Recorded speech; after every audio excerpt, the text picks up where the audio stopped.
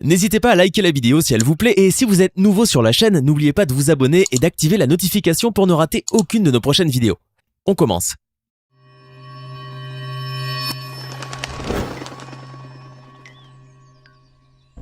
Bonjour et bienvenue à tous. Le Kung Fu Shaolin est un art martial chinois provenant d'un monastère situé au cœur de la Chine, dans la province de Henan, sur le mont Songshan. Créé par le moine bouddhiste Bodhidharma, cet art martial inspiré des mouvements de certains animaux réels et mythologiques tels que le tigre, le dragon, le serpent, le léopard et la grue ont été initialement enseignés aux enfants du culte de Bouddha. Ensuite, se propagea l'idée que ces techniques de défense visaient au développement harmonieux de l'esprit et du corps. Les moines concentrent leur énergie vitale pour atteindre le parfait équilibre entre force physique et force mentale. La méditation, une des pratiques des apprentis, consiste à détacher son âme de son corps pour ne ressentir aucune douleur. Ainsi, ils espèrent atteindre l'illumination, un état de plénitude. Ils ont appris à se battre seulement pour se défendre, et grâce à leur entraînement, ils sont maintenant capables d'effectuer des mouvements impressionnants et des prouesses physiques impossibles à réaliser sans un apprentissage rigoureux.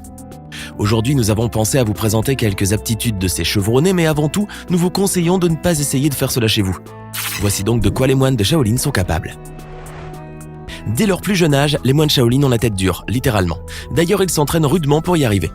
Pour ce faire, ils frappent constamment contre divers matériaux en commençant par un sac de sable jusqu'à arriver à le faire avec des poids en fer en passant par des bûches de bois. Après des années de pratique, leurs têtes sont plus solides que des roches. Vous ne voudriez vraiment pas défier un homme qui se cogne la tête contre tout ce qui traîne. D'ailleurs, il peut diviser une barre de fer en deux avec. Mieux encore, même une perceuse électrique ne peut pas y pénétrer. Alors qu'en dites-vous ? Ce qui est encore plus hilarant, c'est qu'il n'y a pas une seule goutte de sang qui coule. En effet, après avoir heurté sa tête à maintes reprises et sans échauffement, le moine exécutant n'est même pas blessé. Mis à part une trace de rougeur, rien ne lui arrive. C'est vraiment quelque chose à couper le souffle. Un moine peut déplacer son flux énergétique à n'importe quelle partie de son corps.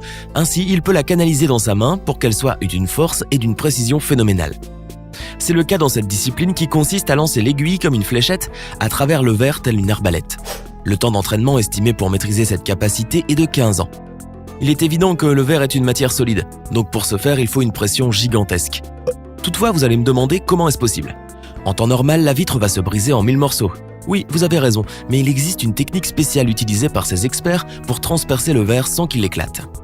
Tout d'abord, il faut viser avec précision l'objectif. Ensuite, il faut rassembler toute la force dans la main. Puis calmement et sereinement, lancer l'aiguille droit vers le but avec une vitesse de 150 km/h. Et c'est là où consiste l'astuce. Il ne faut surtout pas la plier en l'achetant. Par conséquent, une fissure locale se crée et l'aiguille ressort de l'autre côté. Dès leur arrivée au temple, les apprentis travaillent quotidiennement pendant des heures et des heures afin d'obtenir un corps robuste hors du commun. Avec des exercices laborieux, leurs membres deviennent si durs que rien ne peut les affecter.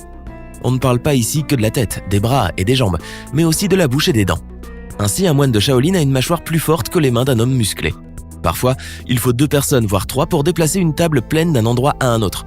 Chez ces guerriers surnaturels, les dents suffisent pour la soulever et la maintenir équilibrée, ainsi que tout ce qu'il y est. D'ailleurs, rien ne bouge, rien ne tombe. Tout est si stable jusqu'à ce que le moine la repose à terre. Aussi fascinant que stupéfiant, tel est le corps insensible à la douleur et l'esprit aiguisé. Pour que la légende de Shaolin survive, les nouveaux moines se produisent fréquemment lors de spectacles pour la démonstration de leur technique. L'une de leurs pratiques classiques les plus connues est celle des blocs de roche brisés avec le plat de la main. Ainsi, la casse, nommée aussi Tam Shiwari, est une performance étonnante qui nécessite un renforcement sur la zone de frappe. Au-delà de l'aspect impressionnant et spectaculaire que peut revêtir ce genre de compétence, il y a avant tout une utilité purement martiale dans l'endurcissement qui exige un entraînement spécifique qui consiste à adapter cette partie du corps à la frappe. Avec le temps, celle-ci devient de moins en moins sensible et développe un effet de conditionnement.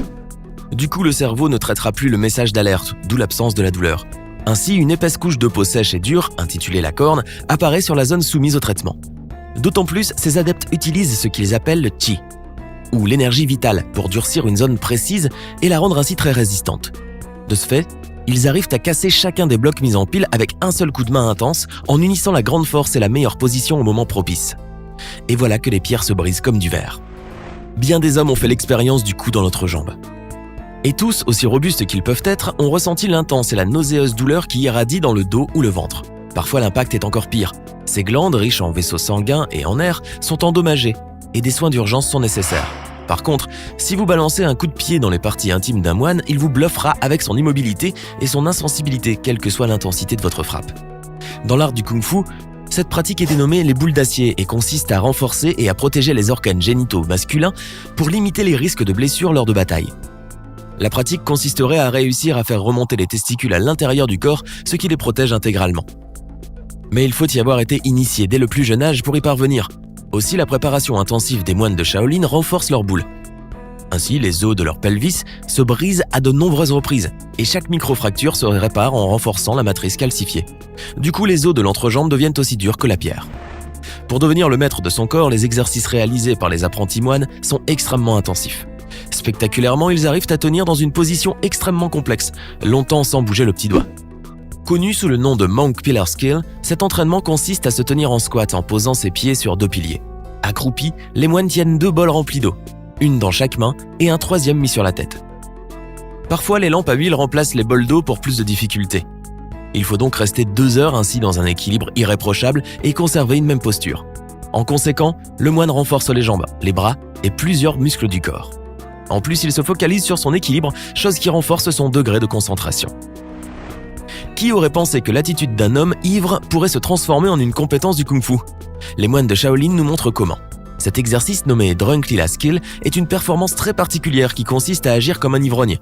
Ainsi, l'exécutant soulève de lourds récipients d'eau et les déplace en chancelant. Cet entraînement renforce les bras, les mains et les doigts. En combat, la boxe de l'homme ivre ou le poing ivre est un des styles de kung-fu qui vise à prouver qu'un moine totalement saoul est tout aussi redoutable.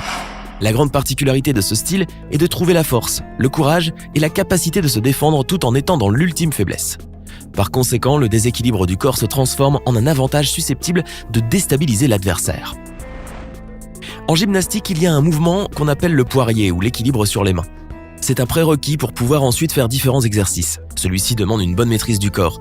Aussi, force, technique et équilibre se rejoignent pour le réussir sans oublier le travail acharné sur la musculature des membres supérieurs. Pour les moines Shaolin, cette technique est révolue. Eux, ils poussent leurs efforts physiques à l'extrême et dépassent des limites que les personnes ordinaires n'atteindraient jamais. Dans le monde du Shaolin, une pratique plus avancée a vu le jour il y a bien longtemps. En effet, le poirier sur 2 index est chose courante depuis quelque temps déjà. Cependant, il existe une meilleure performance incroyablement rare qui consiste à se mettre en équilibre sur un seul doigt. Peu d'entre eux peuvent y parvenir. Au fait, l'unique moine pouvant réaliser cet exploit s'appelle Hai Tang. Âgé de 90 ans, il est le seul au monde à pratiquer la technique du Kendo Finger Skill. Commençant par se positionner sur l'index d'une main et les 5 doigts bien étendus de l'autre, il se redresse inversement et se sert d'une planche pour soutenir ses pieds.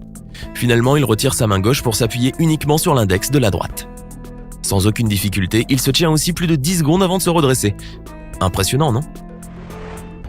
Si cela vous paraît déjà prodigieux, voici une autre compétence encore plus impressionnante qui nécessite une énorme souplesse et une excellente maîtrise. Celle de l'équilibre sur 5 lances acérées. Sans aucun effort, le moine se fait suspendre au-dessus de pointes de fer tranchantes. Une action très dangereuse et potentiellement mortelle qui nécessite une précision et une concentration extrême, que ce soit de la part du performeur ou de la part de ses assistants. Mais cet accomplissement n'est autre que le résultat d'exercices intenses. D'une part, en travaillant la respiration, les organes internes se mobilisent. Et plus la respiration d'une personne est maîtrisée, plus le corps et les membres se fortifient, jusqu'à ce que la douleur que provoquent les bouts pointus s'efface. Ainsi, l'auteur de cette prouesse contrôle sa douleur parfaitement et réussit à ne pas se détendre soudainement et finir embroché. Les lances aussi sont placées sur des points stables du corps de telle sorte que le poids du cascadeur soit réparti de façon égale. Par exemple, s'il pèse 60 kg, seuls 12 kg seraient appliqués sur chaque lance. Du coup, il y aurait trop peu de masse pour qu'elle perce sa peau. D'autre part, les moines participant à la performance jouent un rôle crucial. Ils doivent tous soulever le cascadeur au même moment et surtout rester concentrés le temps de ce tour de force. Si l'équilibre venait à être perturbé, le moine serait transpercé. Un travail d'équipe au résultat extraordinaire. Entre légèreté et force surhumaine, les moines établissent des prouesses que peu de monde arrivent à croire. Ils pratiquent ainsi des techniques centrées autour de l'équilibre, la force, l'endurance et la légitime défense. Ils sont donc capables de supporter un certain niveau de douleur sans sourciller. À votre avis, parmi ces performances, quelle est celle qui vous a le plus étonné ? N'oubliez pas de nous le dire dans les commentaires. Merci et à bientôt. Vous êtes nombreux à écouter les émissions du podcast Le Coin du Crime sur Apple Podcast et à nous le faire savoir. Pour vous simplifier l'écoute, nous avons créé une chaîne YouTube qui retransmettra les meilleures émissions du podcast. L'affaire Grégory, la disparition d'Alexia Daval, la malédiction du gagnant de loto. Si vous aimez les histoires de crime et que vous êtes passionné par les faits divers de tous bords, rendez-vous maintenant sur le podcast Le Coin du Crime et sur la chaîne YouTube pour découvrir les grandes histoires criminelles qui ont marqué les dernières années. Le lien est dans la description.